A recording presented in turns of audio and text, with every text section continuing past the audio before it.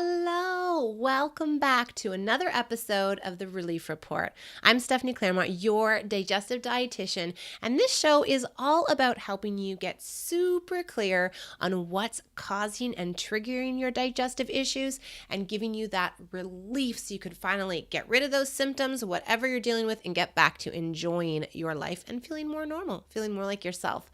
So today in this episode, I want to talk about how do I know if I have IBS.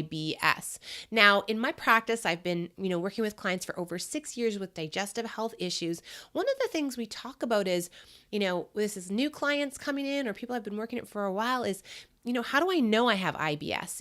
Maybe it's IBS, maybe it's not. And so I wanted to get really clear with you on what IBS is and what it isn't. Now, if you're someone who maybe has a friend or a family member that's trying to figure out what their digestive issues are, or if they have IBS, I recommend posting their name here or, with discretion, sharing this video with them, maybe sending it to them in an email or sharing it in a private Facebook message, whatever works for you. But definitely get this message out there so that if you know anyone who's struggling with digestive issues, we can help them get clear on if they have IBS or not.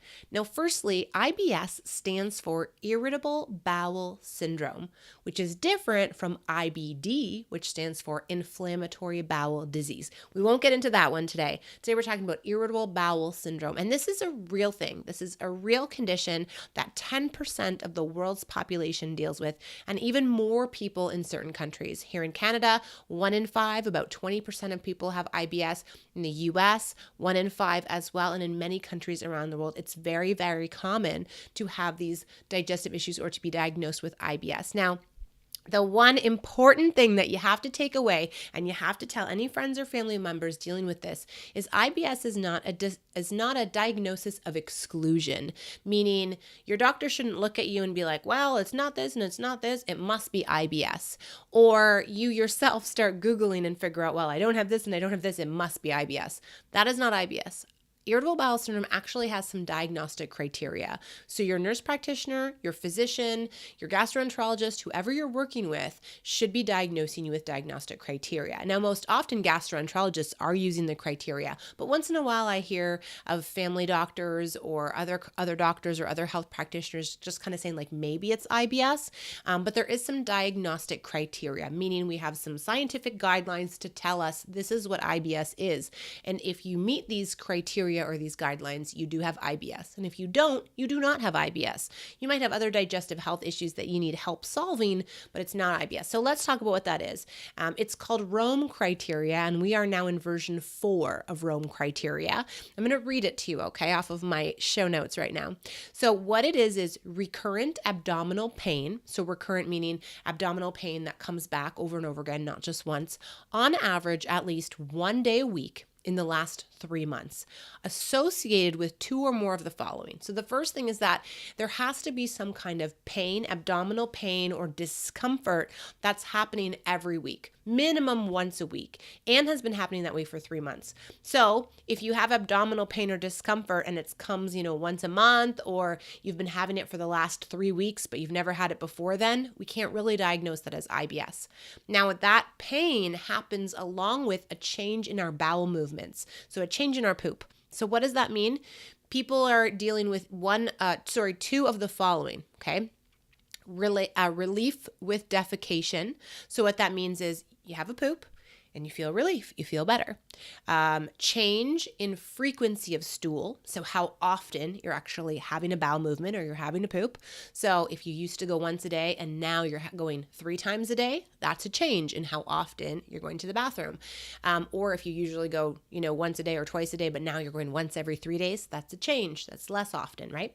And then the third one is associated with a change in the appearance, consistency, or form of stool, meaning what your poo looks like. So if you're used to having kind of solid, whole, poops in the toilet, and now it's either harder and more dry, meaning constipation, or small and piecey, or more loose and liquidy. I know this is getting very descriptive.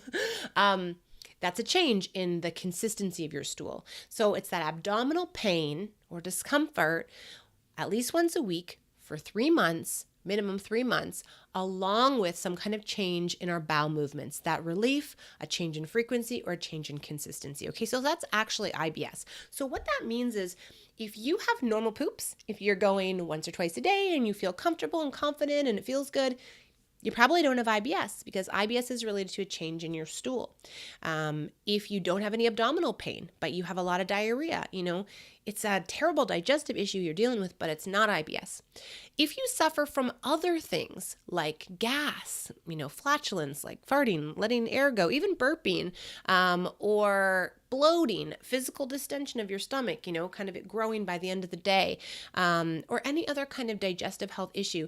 People with IBS can also experience those things, but these criteria must be met to be IBS. So that is what IBS is. That is, how you know if you have IBS is you talk to your doctor, you get some tests done, but that criteria should be met by your doctor. And it's good that you know about your health and what you should be looking for. Now, if you don't meet that criteria and you do not have IBS, but you're still dealing with awful symptoms, maybe diarrhea, maybe gas and bloating, discomfort, maybe a mixture of symptoms, but it's not IBS, it doesn't mean that what you're dealing with isn't awful and that we can do something about it. Now, remember here, my mission is to help you get really clear on what your triggers are. That is the secret. That is, what people aren't talking about. You don't need to keep cutting out foods and following elimination diets and getting rid of gluten and dairy and sugar and all the things. That's only going to get you so far.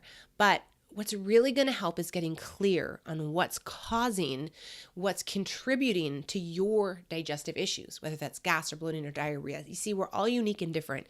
We all have our own set of triggers. I was diagnosed with IBS 10 years ago, and I've had to work through a plan to get relief, to feel a lot better, and to know exactly what I can eat and what I can't eat, so I can get back to living my life, so I can eat out and travel and do all the things I want to do that makes me feel good and normal and healthy. And that's what you need as well. If you need any help identifying your triggers, please let us know. We would love to help you actually identify your own triggers. All right, my friend, that's it for this episode of The Relief Report. I'm going to see you in another episode. For now, I'm wishing you good gut health and wellness, and just know that I'm here if you need any support to help you along the way and get you clear on your triggers. All right? Bye for now.